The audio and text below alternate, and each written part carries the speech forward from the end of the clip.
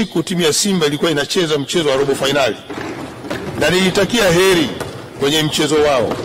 Nitumie nafasi hii sasa niwapongeze wawakilishi pekee wa nchi yetu na ukanda wa Afrika Mashariki na Kati waliosalia kwenye michuano mikubwa ya kimataifa barani Afrika, CAF Confederation Cup.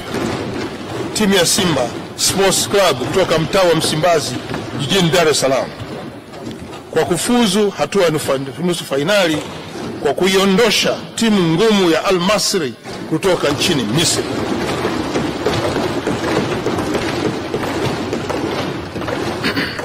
Mheshimiwa Spika, kipekee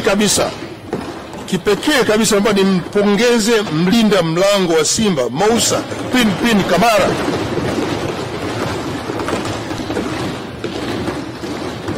kwa kuokoa mikwaju miwili mizito ya penalty iliyoiwezesha Simba kushinda.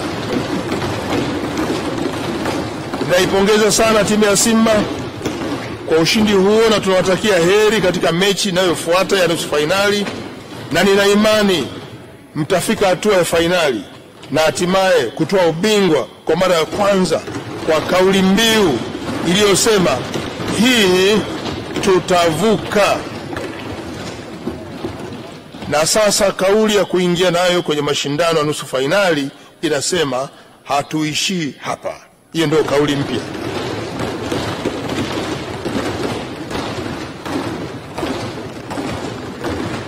Mwisho, Mheshimiwa Spika, nitoe shukrani